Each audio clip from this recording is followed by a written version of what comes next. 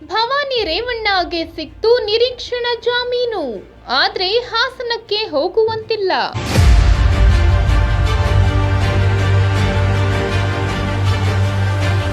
ಪ್ರಜ್ವಲ್ ರೇವಣ್ಣ ಅವರಿಂದ ಅತ್ಯಾಚಾರಕ್ಕೆ ಒಳಗಾಗಿದ್ದಾರೆ ಎನ್ನಲಾದ ಸಂತ್ರಸ್ತೆಯನ್ನು ಕಿಡ್ನಾಪ್ ಮಾಡಿದ ಪ್ರಕರಣದಲ್ಲಿ ಅವರ ತಾಯಿ ಭವಾನಿ ರೇವಣ್ಣಗೆ ಹೈಕೋರ್ಟ್ನಿಂದ ನಿರೀಕ್ಷಣಾ ಜಾಮೀನು ಮಂಜೂರು ಮಾಡಲಾಗಿದೆ. ಆದರೆ ಭವಾನಿ ರೇವಣ್ಣ ಹಾಸನಕ್ಕೆ ಪ್ರವೇಶ ಮಾಡದಂತೆ ನಿರ್ಬಂಧ ವಿಧಿಸಿದೆ. ಹಾಸನದ ಕೆಆರ್ ನಗರ ಮಹಿಳೆಯ ಅಪಹರಣ ಪ್ರಕರಣದಲ್ಲಿ ಭವಾನಿ ರೇವಣ್ಣಗೆ ಹೈಕೋರ್ಟ್ ನಿರೀಕ್ಷಣಾ ಜಾಮೀನು ನೀಡಿದೆ. ಒಟ್ಟಾರೆ 85 ಪ್ರಶ್ನೆಗಳಿಗೆ ಭವಾನಿ ರೇವಣ್ಣ ಉತ್ತರಿಸಿದ್ದಾರೆ. ಹೀಗಾಗಿ ತನಿಖೆಗೆ ಸಹಕರಿಸಿಲ್ಲ ಎಂಬ ವಾದ ಒಪ್ಪಲಾಗುವುದಿಲ್ಲ. ಪೊಲೀಸರಿಗೆ ಬೇಕಾದಂತಹ ಉತ್ತರ ಕೊಡಬೇಕೆಂದಿಲ್ಲ. ಸಂತ್ರಸ್ತ ಮಹಿಳೆಗೆ ಊಟ ಬಟ್ಟೆ ಕೊಟ್ಟಿಲ್ಲವೆಂಬ ವಾದವನ್ನು ಒಪ್ಪಲಾಗುವುದಿಲ್ಲ. ಸ್ವತಃ ಸಂತ್ರಸ್ತ ಮಹಿಳೆಯೇ ಭವಾನಿ ಅಕ್ಕ ಬಟ್ಟೆ ಊಟ ಕಳುಹಿಸಿದ್ದರೆಂದು ಹೇಳಿಕೆ ನೀಡಿದ್ದಾರೆ. ಈ ಎಲ್ಲ ಅಂಶಗಳನ್ನು ಪರಿಗಣಿಸಿ ಹೈಕೋರ್ಟ್ ಪೀಠದ ನ್ಯಾಯಮೂರ್ತಿಗಳಾದ ಕೃಷ್ಣ ಎಸ್ ದೀಕ್ಷಿತ್ ಅವರು ನಿರೀಕ್ಷಣಾ ಷರತ್ತುಬದ್ಧ ಜಾಮೀನು ಮಂಜೂರು ಮಾಡಿ ಆದೇಶ ಹೊರಡಿಸಿದ್ದಾರೆ. ಮೈಸೂರು ಹಾಸನಕ್ಕೆ ಪ್ರವೇಶ ಮಾಡುವಂತಿಲ್ಲ.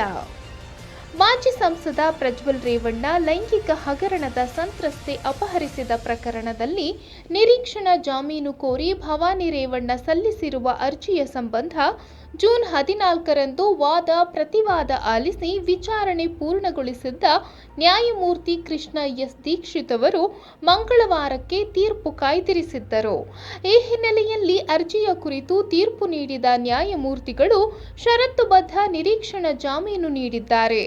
ಜೊತೆಗೆ ಭವಾನಿ ರೇವಣ್ಣ ಅವರು ಮೈಸೂರು ಹಾಸನ ಜಿಲ್ಲೆ ಪ್ರವೇಶ ಮಾಡುವಂತಿಲ್ಲ ಎಂದು ಷರತ್ತನ್ನ ವಿಧಿಸಲಾಗಿದೆ. ಪ್ರಜ್ವಲ್ ರೇವಣ್ಣ ಲೈಂಗಿಕ ದೌರ್ಜನ್ಯ ಪ್ರಕರಣದ ಸಂತ್ರಸ್ತೆಯನ್ನು ಅಪಹರಿಸಿದ ಎಂಬ ಆರೋಪ ಸಂಬಂಧ ಮೈಸೂರಿನ ಕೆಆರ್ ನಗರ ಠಾಣೆಯಲ್ಲಿ ಎಫ್ಐಆರ್ ದಾಖಲಾಗಿದೆ. ಪ್ರಕರಣದಲ್ಲಿ ಆರೋಪಿಯಾಗಿರುವ ಭವಾನಿಯವರಿಗೆ ಎಸ್ಐಟಿ ತನಿಖಾಧಿಕಾರಿಗಳಿಂದ ಬಂಧನದ ಭೀತಿ ಎದುರಾಗಿತ್ತು. ಈ ಹಿನ್ನೆಲೆಯಲ್ಲಿ ನಿರೀಕ್ಷಣಾ ಜಾಮೀನಿಗೆ ಅರ್ಜಿ ಸಲ್ಲಿಸಿದ್ದರು. ಆದರೆ ಜನಪ್ರತಿನಿಧಿಗಳ ವಿಶೇಷ ನ್ಯಾಯಾಲಯ ಭವಾನಿಯವರು ಕೋರಿದ್ದ ನಿರೀಕ್ಷಣಾ ಜಾಮೀನು ಅರ್ಜಿಯನ್ನು ತಿರಸ್ಕರಿಸಿ ಆದೇಶಿಸಿತ್ತು. ಇದರಿಂದ ಅವರು ಹೈಕೋರ್ಟ್ ಮೊರೆ ಹೋಗಿದ್ದರು.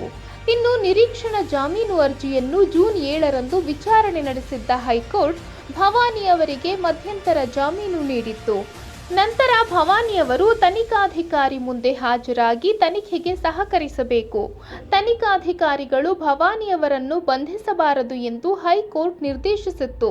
ಇನ್ನು ಇದೇ ಪ್ರಕರಣದಲ್ಲಿ ಬಂಧನಕ್ಕೆ ಒಳಗಾಗಿದ್ದ ಭವಾನಿಯವರ ಪತಿ ಮಾಜಿ ಸಚಿವ ಎಚ್ ಡಿ ರೇವಣ್ಣ ಜಾಮೀನು ಮೇಲೆ ಬಿಡುಗಡೆಯಾಗಿದ್ದಾರೆ.